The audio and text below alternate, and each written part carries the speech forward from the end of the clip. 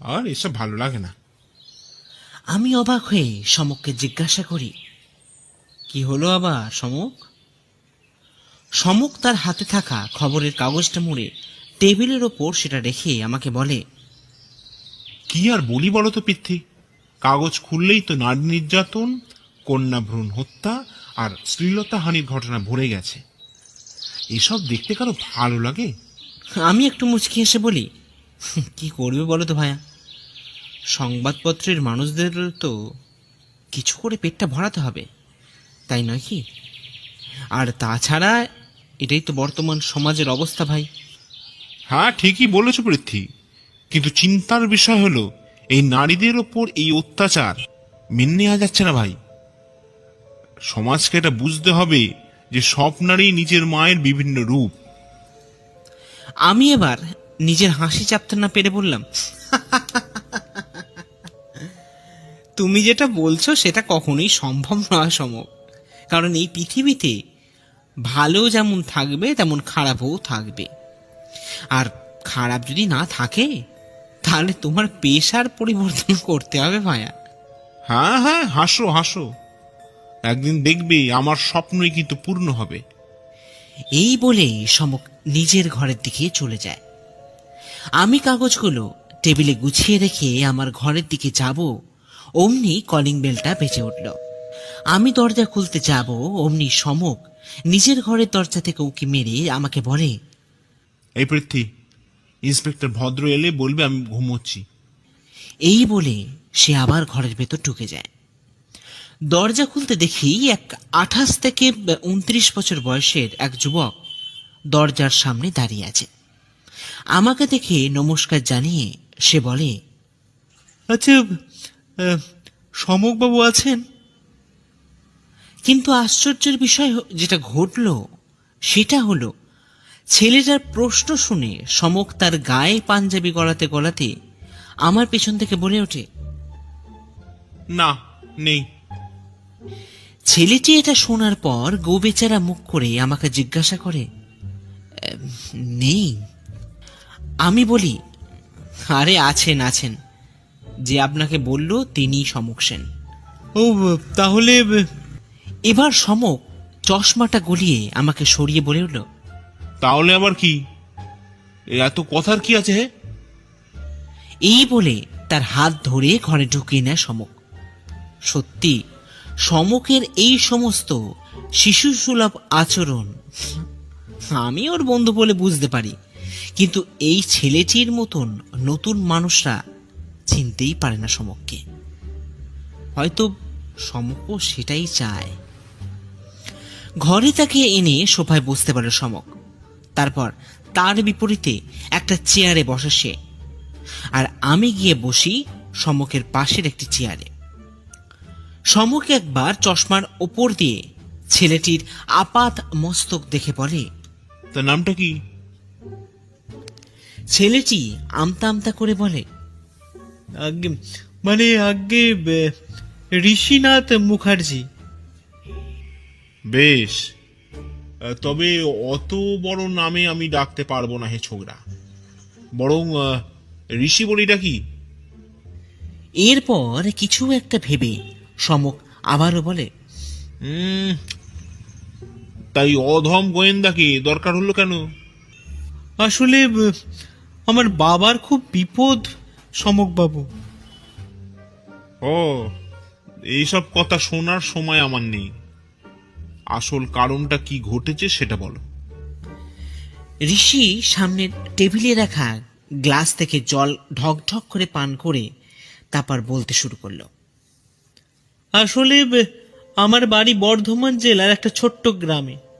আমার পূর্বপুরুষ সেই গ্রামেরই জমিদার ছিলেন, আর ছিলেন কেন, এখনো আছেন। গ্রামের বাড়িতে আমি, আমার বাবা শ্রী অলোকেশ মুখার্জি এবং আমার মা শ্রীমতী উষারানী মুখার্জি আমরা থাকি। আর তাছাড়া বাড়ির কাজকর্মের জন্য অনেক রকমের লোক কাজে নিযুক্ত আছেন। গ্রামের জমিদার বাড়ি, তাই বুঝতেই পারছেন বাড়িতে লোকেদের আনাগোনা করার অভাব নেই। কিন্তু মুশকিল হলো। কিসের মুশকিল হে? আসলে গত 6 মাস আগে আমাদের বাড়িতে একটা দুর্ঘটনা ঘটে যায়। এবার আমি বলি, কিরকম দুর্ঘটনা? আমাদের বাড়িতে মায়ের দূর সম্পর্কের এক দাদার মেয়ে আমাদের বাড়িতে থাকতে আসেন। বলা ভালো, থাকার সঙ্গে সঙ্গে বাড়ির কাজ, মায়ের দেখাশোনা আর তোমার ভালোবাসা, তাই তো? সমকের এই রকম কথায় আমরা দুজন চমকে উঠি। ছেলেটি তাড়াতাড়ি বলে ওঠে, হ্যাঁ, আসলে লজ্জা করে না? বোনের সঙ্গে প্রেম করেছো? না, আপনি ভুল ভাবছেন সমকবাবু। আসলে ওরা মায়ের বাবার বাড়ির গ্রামের মানুষ, তাই। ও, তাই ফস করে প্রেমটা করে বসলে? হ্যাঁ, ভালোবাসতাম দেবীকে। আমি বলি, কেন এখন ভালোবাসা নেই আর? না, আসলে গত 2 মাস আগে দেবী মারা যায়। তবে ও মারা গেল কেন সেটার কারণ ধোঁয়াশা। সে যাই হোক, আসলে আমাদের বাড়িতে খুব ধুমধাম করে দুর্গা পুজো করা হয়। এবারেও তার অন্যথা হচ্ছে না। আমাদের গ্রামের একমাত্র পুজো বলতে পারেন এই আমাদের বাড়িতে, তাই বাড়িতে প্রচুর মানুষের আনাগোনা লেগে থাকে এই সময়। বলি, ও ছোকরা, তোমার দুর্গাপুজো রচনা শোনবার জন্য কি এলে নাকি আমাদের বাড়িতে? না না, ক্ষমা করবেন সমকবাবু। আসলে পরশু সকালে বাবা প্রতিদিনের মতন ঘুম থেকে উঠে এই রান্নাঘরে যান। দেখেন একটা চিরকুট তার শোয়ার ঘরের দরজার তলায় কেউ গলিয়ে দিয়ে চলে গেছে। এই দেখুন, এটা আমি সঙ্গেই এনেছি। ঋষি সেই চিঠিটা সমকের হাতে দিতে আমিও কি দিয়ে দেখি, তাতে লেখা, অন্যায়ের শাস্তি তুমি পাবে অলোকেশ মুখার্জি। এই পুজোতেই তুমি শেষ হবে। আমি লক্ষ্য করলাম সমকের ভ্রু কুঞ্চিত হয়েছে। সে চিঠিটা ঋষির হাতে ফেরত দিয়ে বলে, তা কিসের অন্যায় হে ঋষি বাবু? সেটা আমি কিংবা বাবা কিছুই বুঝতে পারছি না সমক বাবু। এবার আমার বাবাকে আপনি বাঁচান। কোথা থেকে বাঁচাবো? না না, সেটাই তো তোমরা জানো না হে। দেখুন, এই প্রশ্নের উত্তর পাওয়ার জন্য আপনাকে আমাদের সঙ্গে আমার গ্রামের বাড়িতেই যেতে হবে। আমার বাবা কিন্তু খুব আশা করে বসে আছেন আপনাদের জন্য। তাই যদি। এবার সমক চেয়ার ছেড়ে উঠে ঘরে পায়চারি করতে করতে বলে, আচ্ছা পৃথ্বী, তুমি পুজোতে একটু বেড়াতে চেয়েছিলে না? আমি বলি, হ্যাঁ সে তো চেয়েছিলাম, একঘেয়ে জীবন, তাই আর কলকাতাতে ভালো লাগছে না ভাই। কিন্তু তোমার তো সময়ই হয় না। এবার সমক হাঁটা থামিয়ে আমার দিকে ফিরে বলে, এবার হবে ভাইয়া, এবার হবে। আপনি তাহলে যাবেন সমকবাবু? যাবো বই কি, তবে পুজোতে খাতির যত্ন পাবো তো হে ছোকরা। আপনি যে আমাদের উপকার করতে আমাদের বাড়ি আসছেন, সেটাই তো বড় ব্যাপার সমকবাবু। আপনি আসুন না, দেখবেন আপনার যত্নের কোনো ত্রুটি হবে না। আজ 11ই অক্টোবর। আমি আর সমক রওনা দিলাম ঋষির বাড়ির উদ্দেশ্যে। যখন আমাদের গাড়ি ঋষিদের বাড়ির গাড়ি বারান্দায় পৌঁছালো, তখন দেখি 10টা বেজে গেছে। গাড়ি থেকে নামতে দেখি এই যে বিশাল ব্যাপার। যতটা ভেবেছিলাম তার চেয়েও অনেক গুণ বেশি ভালো অবস্থা ঋষিদের। এত বড় পেল্লাই জমিদারি বাড়ি এর আগে আমি অন্তত দেখিনি। আমি এবার সবকিছু দেখে সমককে বলি, এ তো বিশাল ব্যাপার সমক। সমক চার দাঁড়িয়ে দেখতে দেখতে বলল, তাই তো দেখছি। ভালোই হলো, রোজগারটা মন্দ হবে না হে। চলো ভাই। আমি সমকের কথার জবাব দিতে যাব, অমনি পেছন থেকে একটা আওয়াজ ভেসে এলো। আসুন আসুন সমক বাবু, আমার বাবা মশাই আপনাদের জন্য অনেকক্ষণ ধরে অপেক্ষা করছেন। সমক সভ্যতার মাথা খেয়ে বলল, কেন? আমি কি কোনো নেতা না অভিনেতা যে আমার জন্য অপেক্ষা করতে হবে? আমি বুঝতে পারছিলাম ঋষি সমকের প্রশ্নে একটু থতমত খেয়ে গেছে। তাই আমি বললাম, আরে তা কেন সমক, অলোকেশবাবু একটা সমস্যায় আছেন, তাই এখন তার তুমি একমাত্র ভরসা। এখন চলো তো। এই বলে আমি সমকের হাত টেনে ঋষির পেছন পেছন বাড়ির ভেতর প্রবেশ করি। বাড়ির ভেতর ঢুকতেই দেখি বিশাল ঠাকুর দালান, আর আমাদের ঠিক উল্টো দিকে হাত বিশেক দূরেই ঠাকুর দালানে মা দুর্গার অঙ্গরাগ চলছে। সমক একবার সেদিকে তাকিয়ে দাঁড়িয়ে যায়, তারপর প্রশ্ন করে, আচ্ছা ঋষি, আর তো মাত্র একদিন পুজোতে বাকি, কাল কি ষষ্ঠী, তার মধ্যে সবকিছু প্রস্তুত হয়ে যাবে? ঋষি একটু মুচকি হেসে বলে, হ্যাঁ সমক বাবু, আমাদের মা দুর্গার প্রতিমা পঞ্চমী মানে আজকেই প্রস্তুত হয়। আর এখন চলুন বাবার কাছে যাওয়া যাক। এই বলে আমরা তার পেছন পেছন সেই দালানের বাম পাশে থাকা সিঁড়ি দিয়ে দোতলায় উঠি। বাড়িতে চাকর বাকরের কিন্তু কোনো অভাব নেই। দোতলায় উঠে সিঁড়ির বাম পাশে একটা ঘরে আমাদের নিয়ে যায় ঋষি। ঘরে ঢুকতে দেখি এক বয়স্ক ভদ্রলোক স্টাডি টেবিলের সামনে দাঁড়িয়ে একটা বই নিয়ে নাড়াচাড়া করছেন। বুঝতেই পারলাম ইনি হলেন তথাকথিত জমিদার অলোকেশ মুখার্জি। ঋষির ডাকে নিজের সম্বিত ফিরে পেয়ে ভদ্রলোক দেখেন আমাদের দিকে। ভদ্রলোকের চেহারায় যথেষ্ট জমিদারি ভাব প্রকাশ পায়। জমিদারি ভাব আরো স্পষ্ট হয় ওনার মুখের পেল্লায় গোঁফ দুটো থাকার জন্য। ঋষি এবার আমাদের পরিচয় করিয়ে দিতে ভদ্রলোক সমককে বলেন, আসুন আসুন, নমস্কার, আপনাদের অপেক্ষাতেই ছিলাম। এই বলে আমরা যথাস্থানে আসন গ্রহণ করি।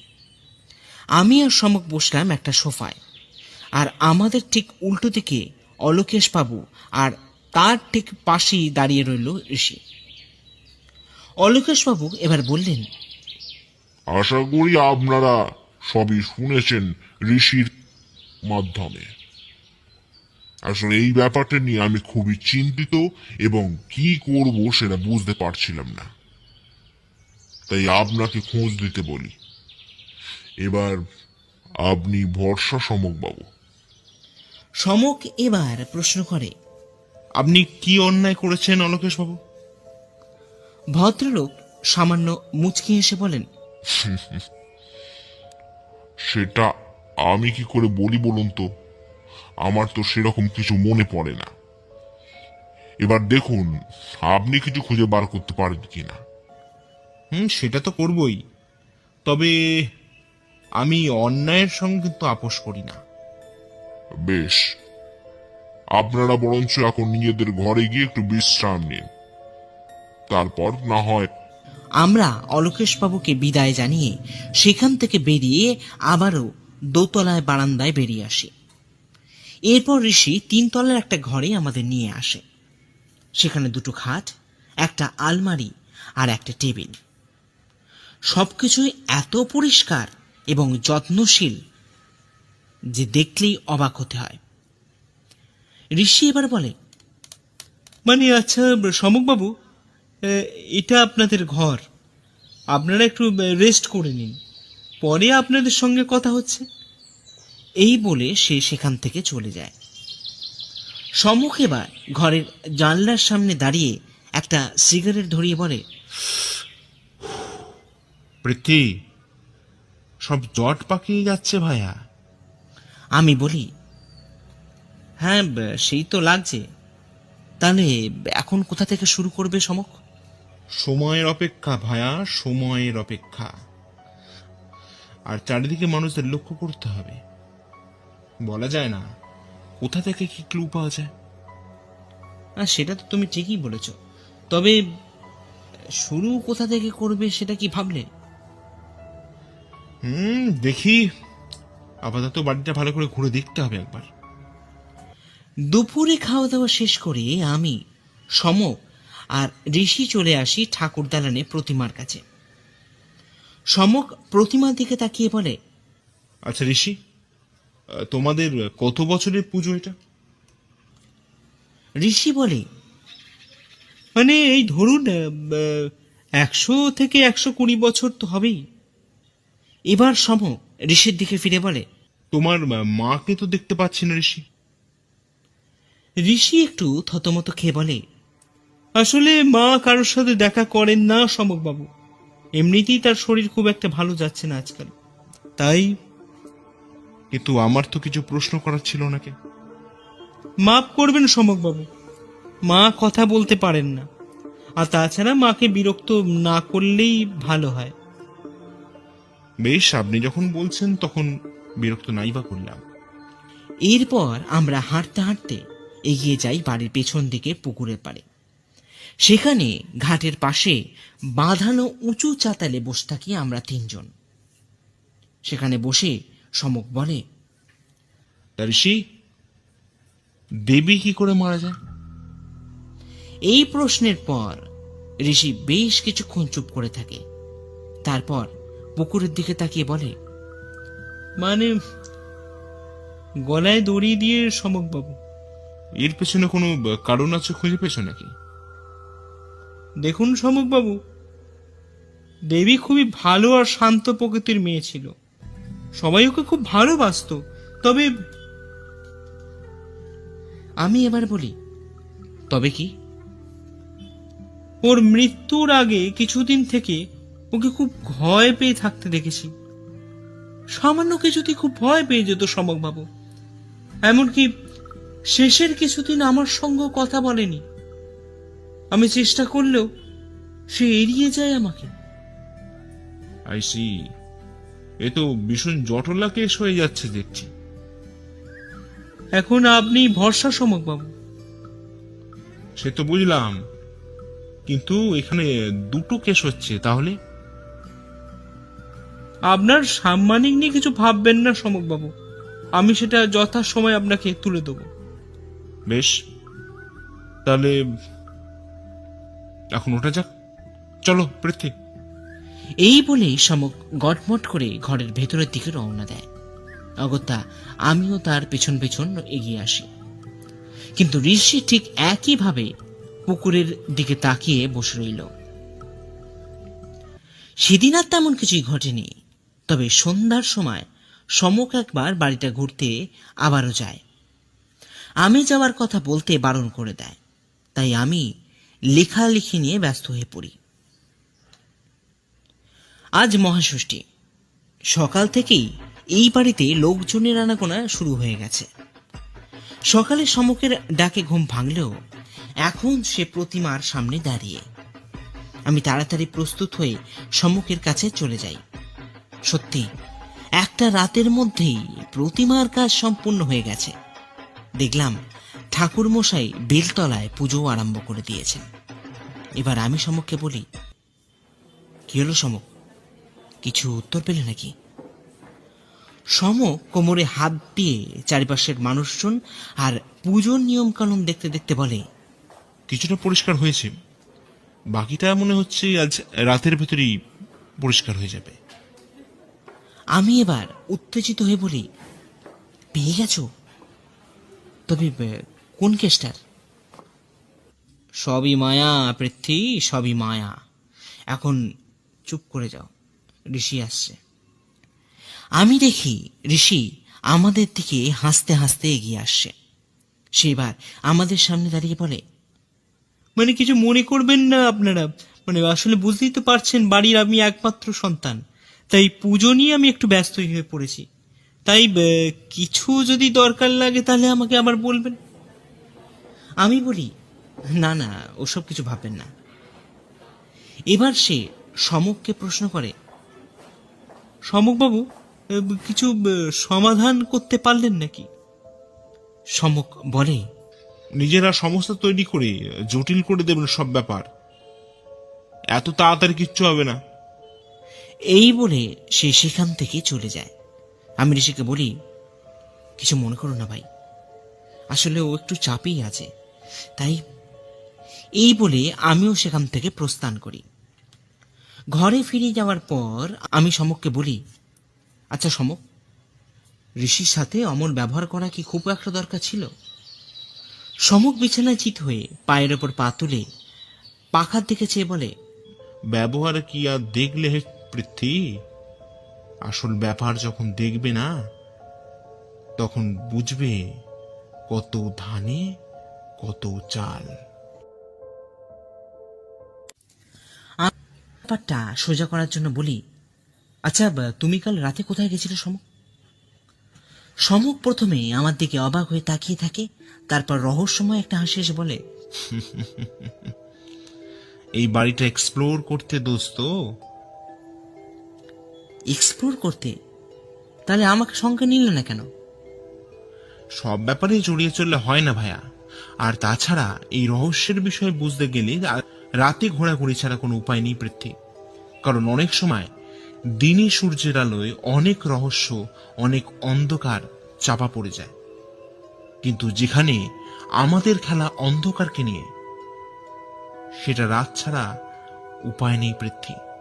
হ্যাঁ, তবে প্রতিমা বানানো দেখতে খারাপ লাগেনি। আমি এবার উৎসুক হয়ে বলি, কিছু সমাধান করতে পারলে? সমক মুচকি হেসে বলে, কিছুটা পেরেছি ভাইয়া, বাকিটা আজ রাতেই সম্পন্ন হবে, তাই ধৈর্য ধরো। এই বলে সে বিছানায় পাশ ফিরে পাশের বালিশ জড়িয়ে শুয়ে পড়ে। আমিও গোত্তা তিনতলায় বারান্দা থেকে ঠাকুর দালনে মানুষের আনাগোনা আর ব্যস্ততা লক্ষ্য করতে থাকি। রাতে খাওয়া দাওয়া শেষ হয়ে গেলে সমক আর আমি ঠাকুর দালানে দাঁড়িয়ে প্রতিমা দেখতে থাকি। ঠিক সেই সময় অলোকেশ বাবু পেছন থেকে বলে ওঠেন, আপনাদের কোনো সমস্যা হচ্ছে না তো? সমক পেছন ফিরে বলে, না, একদমই না, আপনাদের আতিথেয়তায় জবাব নেই। তবে কিসের তবে? না, যতক্ষণ না আপনাদের কাছে পাওয়া এই চিরকুটটার রহস্য সমাধান করতে পারছি ততক্ষণ একটা শান্তি পাচ্ছি না। বাহ, খুশি হলাম আপনার অধ্যাবসায় দেখে। তবে আমি বলি কি, পুজোতে যখন এসেছেন তখন পুজোটা ভালোভাবে কাটিয়ে এখান থেকে চলে যান। সমক অবাক হয়ে বলে, তাহলে আপনি রহস্য সমাধান করতে চাইছেন না? না, চাইছি না, আগেও চাইনি। ঋষি আমার একমাত্র পুত্র, তাই তার কথা ফেলতে পারিনি। তাই আপনাদের কথা যখন ফেলতে পারেননি, তার যখন ভুল করে সমক সেনকে ডেকেই ফেলেছেন, তখন আমাকে সহ্য করা ছাড়া তার কোনো উপায় নেই অলোকেশ বাবু। তাহলে আপনি তদন্ত থামাবেন না? একদমই না। তা আপনি কি ভয় পাচ্ছেন নাকি? ভদ্রলোক একটু হকচকিয়ে বলেন, কিসের ভয়? জমিদার অলোকেশ মুখার্জি কাউকে ভয় করে না। এই বলে চলে যেতে গিয়ে অলোকেশ বাবু একবার থেমে পেছন ফিরে বললেন, মনে রাখবেন সমক বাবু, আমার কথার অবাধ্য হলে তার ফল ভালো হয় না। এই বলে চলে গেলেন অলোকেশ বাবু। আমি এবার সমককে বলি, সমক, ব্যাপারটা কিন্তু খুব গুরুতর দিকে যাচ্ছে, কিন্তু এরপরেও কি এখানে থাকা উচিত হবে? সমক মৃদু হেসে বলে, উনি এখনো সমক সেনকে চেনেননি পৃথ্বী, তাই ভাবনাটা বন্ধ করো, আর চলো ঘরের দিকে ফেরা যাক। এই বলে আমরা ঘরে ফিরতে যাব, অমনি দেখি দোতলার বারান্দায় এক ভদ্রমহিলা আমাদের দিকে তাকিয়ে দাঁড়িয়ে আছেন। বুঝতে অসুবিধা হলো না যে ইনি হলেন ঋষির মা। ঘরে ফিরে এলে সমক দরজা বন্ধ করে দেয়, তারপর একটা চাদর নিয়ে খাটের তলায় বিছানা করে। আমি অবাক হয়ে প্রশ্ন করি, এসব কি করছো ভাইয়া? খেলা হবে ভাইয়া, খেলা হবে, তাই একটু প্রস্তুতি নিচ্ছি।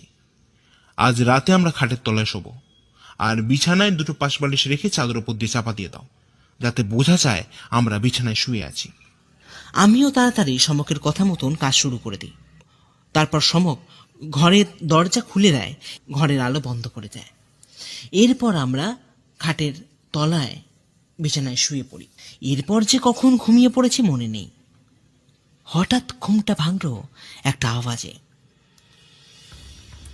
তখনও রাত্রি। দেখি দুজোড়া পা এগিয়ে আসছে বিছানার দিকে। আমি চেঁচিয়ে সমককে ডাকতে যাব, অমনি সমক তার হাত দিয়ে আমার মুখটা চেপে ধরে, ইশারা করে আমাকে কথা না বলতে বলে। আমি চুপ করে যাই। সমক যেটা ভাবছিল আজ রাতে আমাদের সঙ্গে ঠিক সেটাই ঘটছে। তারা একে একে ছোঁড়া নিয়ে আঘাত করতে লাগলো বিছানার উপর রাখা পাশের বালিশের ওপর। সত্যি ভাবলে কাঁটা দিয়ে ওঠে গায়ে। যদি ওই জায়গায় আমরা থাকতাম তাহলে কি অবস্থা হতো। গর্বে আর সম্মানে আমার বুকটা সমকের জন্য ভরে গেল। বাকি রাতটা যে কি করে কাটলো তা বোঝানো যাবে না। ভোর রাতে আমার ঘুম লেগে যায়। পরদিন সকালে যখন ঘুম ভাঙে তখন দেখি সমক আমার পাশে নেই। সে গেল কোথায়? আমি এদিকে সেদিকে ফিরে তাকাতে দেখি একটা চিরকুট সমকের বিছানার পাশে রাখা আছে। সেটা খুলে দেখি তাতে সমক লিখে গেছে, আমি যতক্ষণে ফিরবো ততক্ষণ লুকিয়ে থাকবে। খেলার লাস্ট মিনিট চলছে পৃথ্বী, তাই সব সময় প্রস্তুত থাকবে। ঘড়িতে তখন সকাল 7টা বাজে। তলায় পুজো মণ্ডপের প্রস্তুতি দেখে মনে হয় কলা বউ স্থান সবাই গেলেন। আমি এখনো লুকিয়ে আছি খাটের তলায়। জানি না সমক কখন এসে আমাকে এখান থেকে উদ্ধার করবে। মনে সংশয় আর প্রাণের মায়া, ভীষণ অসহায় লাগছিল নিজেকে। সেই শুয়ে শুয়ে এসব ভাবছি। ঠিক সেই সময় ঘরে আবারও কিছু লোক প্রবেশ করলো। আমার প্রাণটা ভয় শুকিয়ে যেতে লাগলো। কি করব আমি? এবার ওরা জানতে পেরে যাবে যে কাল রাতে খাটে আমরা কেউ শুইনি। আর যেটা ভাবলাম ঠিক সেটাই হলো। ওরা বুঝতে পেরে খবর দিতে বাইরে চলে গেল। আমি ঠিক করলাম চুপি চুপি কেটে পড়াই শ্রেয়। তাই খাটের তলা থেকে বেরিয়ে খুব সাবধানতার সঙ্গে ঘরের বাইরে পা রেখেছি। অমনি মাথার ওপর একটা সজোরে কিসের আঘাত লাগলো। আমি অজ্ঞান হয়ে পড়লাম। যখন জ্ঞান ফিরল তখন দেখি আমার সামনে 3জন গুন্ডার মতন লোক দাঁড়িয়ে আছেন। আমি কিছু বলতে যাব, অমনি পেছন থেকে একটা গলার আওয়াজ ভেসে এলো, তোমার বন্ধু কোথায় হে? আমি পেছন ফিরে দেখি অলোকেশ বাবু এক পাতে বন্দুক আমার দিকে তাক করে চেয়ারে বসে আছেন। আমি এবার বলি, আমি জানি না। ভালোই ভালোই বলে ফেলো হে ছোকরা, না হলে আমার বন্দুকের গুলির আঘাতে তোমার মৃত্যু অবশ্যম্ভাবী। বললাম তো আমি কিছু জানি না। বেশ, এবার ওপরে যাওয়ার জন্য প্রস্তুত হয়ে নাও। এরপর অলোকেশ বাবু মা দুর্গার কাছে করজোড়ে প্রণাম করে বললেন, মা, এই অবোধ শিশুকে ক্ষমা করিস মা। জয় মা। আমি একটু সাহস জুগিয়ে বললাম, সমক সেন নিজের বন্ধুকে একলা ফেলে চলে যায় না অলোকেশ বাবু। আমাকে মারার পর পরের গুলিটা আপনি আপনার জন্য রেখে দেবেন, কারণ সমক আপনাকে ছাড়বে না। এরপর অলোকেশ বাবু আমার কপালে বন্দুক ঠেকিয়ে যেই ট্রিগার চাপবেন অমনি একটা গুলির আঘাতে অলোকেশ বাবুর হাত থেকে বন্দুকটা ছিটকে পড়ে যায়। আমি মুখ ঘুরিয়ে দেখি সমক সদর দরজার সামনে দাঁড়িয়ে আছে, আর তার সঙ্গে আছে পুলিশ। সমকে বা অলোকেশ বাবুর দিকে বন্দুক তাক করে বলে, অলোকেশ বাবু, আপনি ঘুঘু দেখেছেন কিন্তু সমক সেনকে দেখেননি। খুব বড় কথা বলছিলেন না? আপনার লজ্জা লাগে না একটা বাচ্চা মেয়েকে? সমকের পেছনে ইতিমধ্যে কলাবউ কাঁধে নিয়ে উপস্থিত হয়েছেন ঋষি।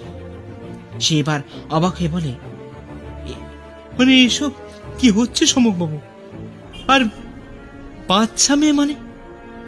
আপনি প্রথমে কলা বউকে যথাস্থানে রাখুন, তারপর সব গুছিয়ে বলছি।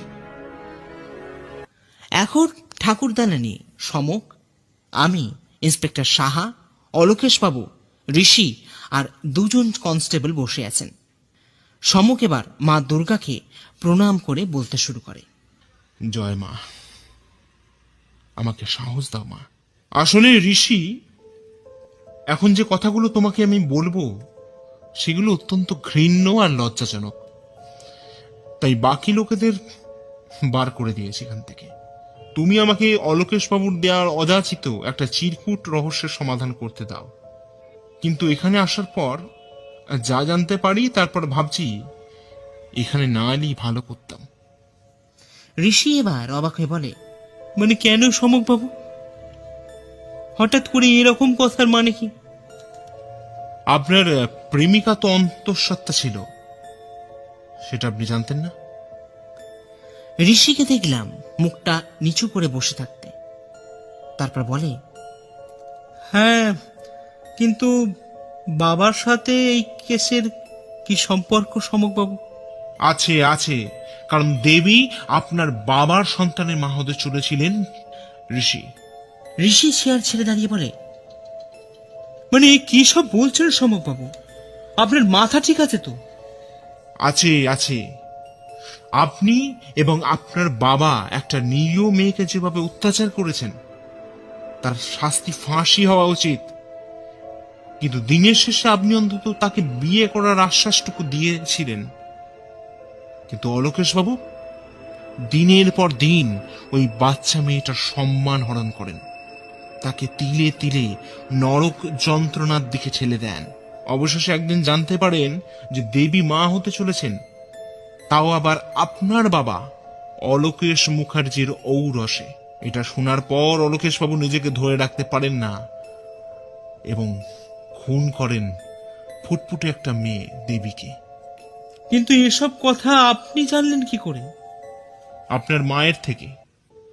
উনি সব কিছু জানতেন, কিন্তু স্বামীর অত্যাচারে স্বীকার করতেন না, তাই মুখ বন্ধ করে রেখেছিলেন। এবার সমক অলোকেশ বাবুর দিকে ফিরে বলে, আপনার লজ্জা করে না একটা কন্যার সম মেয়েকে মৃত্যুর দিকে ঠেলে দিতে? আপনি তো তার পিতার সম। আপনি কি করে তাকে আপনার রসনা তৃপ্তির অঙ্গ করে নিলেন? ছি! পুলিশ অলোকেশ বাবুকে ধরে নিয়ে যাওয়ার পর আমি সমককে বলি, সমক এবার চলো, এখানে আর আমার ভালো লাগছে না ভাই। সমক এবার আমার দিকে ফিরে মুচকে এসে বলে, এটাই বর্তমান সমাজের অবস্থা ভায়া। তুমি আমাকে 3 দিন আগে সকালবেলা বলেছিলে না, তুমি ভালো হওয়া মানে এটা নয় যে তোমার সঙ্গে সবকিছু ভালোই হবে আর তোমার আশেপাশে সব মানুষই ভালো।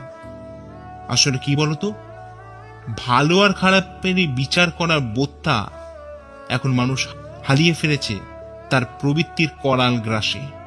আমি বললাম, একটা ফুলের মতন মেয়েকে কতটা কষ্ট পেতে হয়েছে বলো তো ভাইয়া।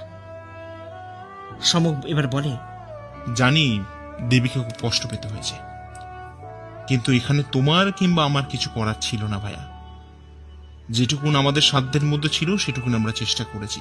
এখন এসো পৃথ্বী, জগৎজননী মা দুর্গার কাছে প্রার্থনা করি, জাগো মা, তুমি জাগো। দেখলাম ঋষির মা ঠাকুর দালানে শঙ্খ বাজাতে শুরু করলেন।